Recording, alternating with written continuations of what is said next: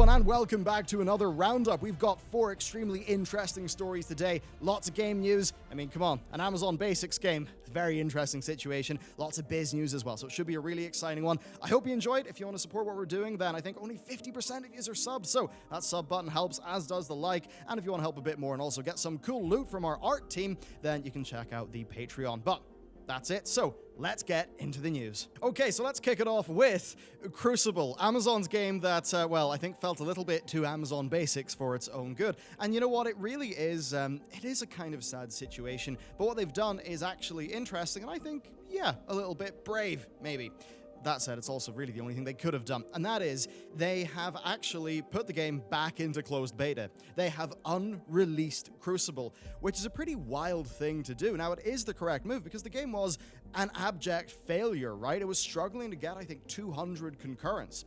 Now, what's happening here is that Amazon, well, the Crucible team anyway, are setting up a dedicated they're basically dedicated windows of play with developers and somewhat of a community council for the game so that they can work through that closed beta period to actually make the game be, actually be good. Now, the thing is, it's easy for all of us to sort of say, yeah, I mean, they should have done this before release. Obviously, it is easy to say that, and they should have done that. But it is good that they're actually now finally making the correct decision. And it's interesting because, another group that's, I don't think they've done that literally, but you look at, say, EA games, they had notable calamitous failures, and then Respawn just sort of slipped in. Respawn went and, did a good job, and it seems like the rest of EA learned. So maybe there's a situation here where Amazon have actually seen reality, decided, well, we're not going to kill Crucible. This is the only way we can take it forward, and they actually have. And I think absolutely that is the right thing for them to do. It's definitely better for them to try to use their unique advantages as a company, but with a game that doesn't feel like Amazon Basics. And I know that's a pretty nasty thing to say, but when I say that game felt like Amazon Basics, I mean, it's the animations, it's the movement, it's the gunplay, it's all the small little things which did not feel like a big premium AAA. And perhaps if they fix those things up, then the things that I think actually did get the more positive reviews, which were, stuff about the game modes, maybe those could actually shine. So, while it is easy to laugh at them, and while the failure is pretty darn obvious to everyone on the outside, I certainly do wish them the best, and I think they've made the right move. And then next up, we've got a drama that hit really hot, and then somewhat got taken down. So, there was a Microsoft Store listing, okay, and it appeared to show support for in-app purchases for the new Crash game. Now, it's pretty great, isn't it? A new Crash game by Toys for Bob, who absolutely knocked it out of the park with their other, re-release or, remastered games. That's a game I'm excited about, and that's why so many people felt just a bit angry and betrayed, because, of course, when you think about Crash Bandicoot, you don't think about getting your wallet out and doing a bunch of microtransactions. Well, unless it's Crash Team Racing, because, of course, yeah, they kind of did it with that game. Now, what's happened is the developers have since responded to things, and they have said that the game will have no microtransactions. Now, if that is true, then I would assume that the in-app purchases label that actually appeared in the Microsoft Store that got people talking is maybe to do with, the mechanism for downloading skins within the game, right? Maybe that's happening via DLC, and maybe that's why it says in-app purchases. However, at E3, right before Crash Team Racing came out, one of the developers said there would be no microtransactions. And then the game came out, it did really well, and then when the season started rolling out, what happened? Well, they added in Battle Pass and microtransactions. So it still is very possible that this actually, could happen. Now, in fairness, what we've seen today with this Crash game read to me more like an official statement, whereas the previous thing for Crash Team Racing, well, I think that was far more of a, off-the-cuff situation from a developer in an interview in E3. So maybe there's actually a bit more weight to this one, that there truly won't be microtransactions. Now, to be fair, it is a game that has skins for characters, so then I obviously wonder, if skinning is possible, then why not sell more skins down the line? Skins do seem to make money, and it's an industry staple. So I have to... A part of me would not at all be surprised. I'm going to take them at their word for now, because they've said it, but I would not be surprised if we ended up seeing something in the future there. I guess suffice to say that. Now, there's the other thing where, look, as nice as it would be to make fun of the people who maybe reported this story super quickly and to say that they jumped the gun on or anything like that, ultimately, I think that was a reasonable thing for them to assume because of Crash Team Racing, right? A game that did end up having those microtransactions, and then here we have another Crash game. So I'm not really going to jump down their throats or anything like that. I think it's an understandable situation there. So overall, your basics here are there's a new Crash game coming out. It's by Toys for Bob. And as much as that doesn't seem like the name of a hardcore, serious game developer, they do incredible work. I believe it's like even just the animation work that they did in kind of taking some of those really old games and actually kind of doing their style, but in a modern, high-fidelity way. Like, there was incredible creative work that was done there, even though those games were remasters. So, massive props to them. I just hope that Activision don't change their minds here.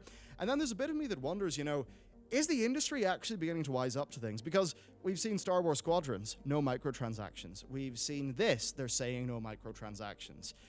I have to wonder if they're maybe changing strategies to something else as we move into the next generation.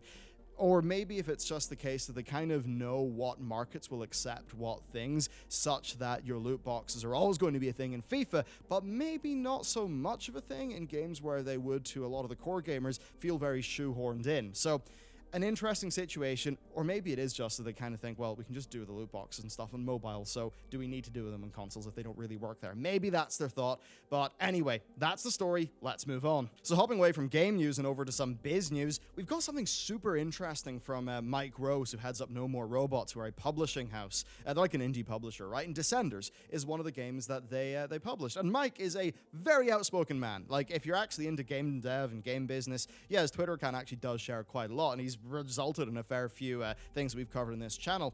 Well, today it's about Games Pass, and he actually tweeted something extremely interesting. So with Game Pass, right, you pay £1 and then for the first bit, and then a super cheap monthly subscription, and you just get so many games. So a lot of us just thought, wow, is Game Pass just going to gobble up all of the games, right? And people won't feel like it makes sense to spend their hard-earned money anywhere else because they can get such a good deal from a company with a balance sheet like Microsoft who can, really run at a razor-thin margin for the sake of their overall growth. So that's what a lot of us were thinking. Well, Descenders is actually very popular on Games Pass. On a weekly basis, they are now selling, get this, 5 times the amount of games, right? They put it on Game Pass where you can get that basically like so cheap it's almost free. And even after they did that, they're getting 5x the sales. That is really quite insane. And then their overall Xbox sales have tripled. And this is actually in line with what Phil Spencer said back in 2018, right? Where Phil basically said that word of mouth is a massive thing, and that because Game Pass just gets games out to a bunch of people, the word of mouth is really strong there.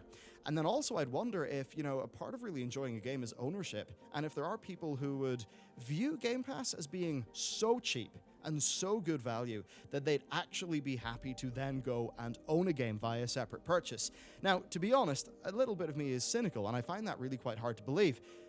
But is this evidence of that? It might actually be, so I'm going to kick this one to you. Have you ever purchased a game when you've got it for free or at a very good deal, like elsewhere?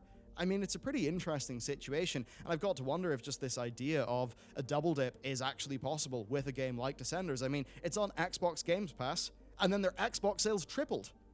What's going on there, right? It's certainly interesting. Now, this is but one data point, and, there are still those concerns of cannibalizing sales and, the perceived value of video games going down. That very well could be something for a bunch of other devs. There could be a survivorship bias here where, Descenders is a game that did super well, so it's going to get the benefits that maybe the top 20% of Game Pass games get, whereas maybe the bottom 80% don't really get that as much. So it is very hard to know, but certainly it's interesting. Because of those biases, we're more likely to hear positive stories than negative ones. If anyone does have a bad experience with Game Pass in terms of cannibalizing sales, ultimately, they will have got, generally from what I understand, a really good deal to actually be in Games Pass. So they're probably not going to then talk ill of the situation, at least in the short term.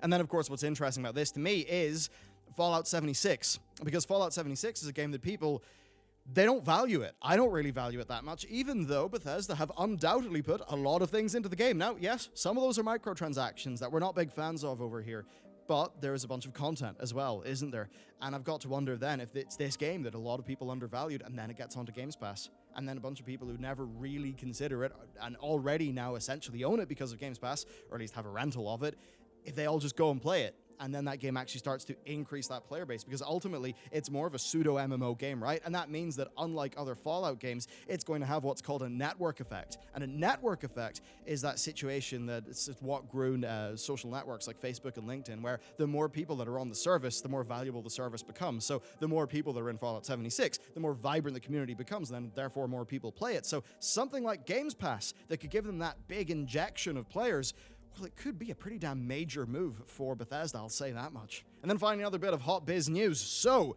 Nintendo have halted sales of digital downloads for their first-party games through retailers in Europe. And you might be thinking, well, why do I care? Well, here's what I'd say. This is something that's, I think, definitely going to happen more. And if you understand the reasons why, it will make so much sense. Okay, so what would have happened in the past is you could have just bought a game digitally in the eShop, or you could have purchased a download code for, from somewhere like GameStop or Game in the UK. Now, the thing is that those download codes were just sold in a box of the game, and the retailer ultimately had control over their selling price. So what would sometimes happen is the retailers would, try to undercut Nintendo in order to actually get those sales, because the eShop is pretty darn expensive.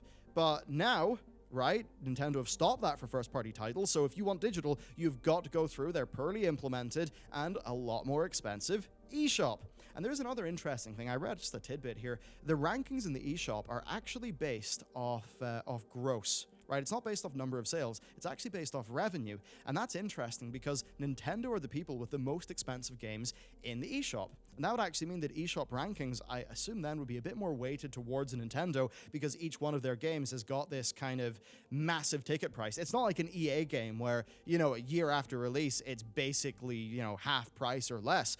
I mean, if it's a Nintendo game, it's full price for a long-ass time.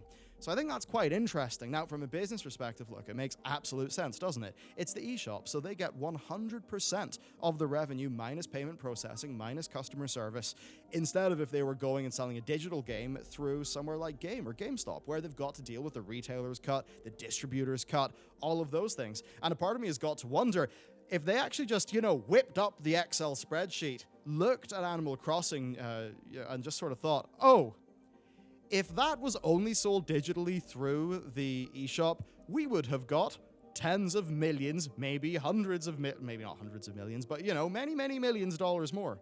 And I think that probably weighed something in their decision making, right? So anyway, point is, this makes a lot of sense. Vertical integration is one of the things that can be extremely strong for a business. And vertical integration is when a business really owns all aspects.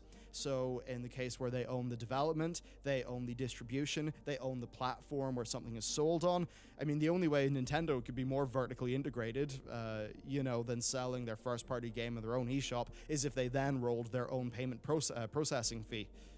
Payment processing solution and vertically integrated that, but I kind of doubt they would do that.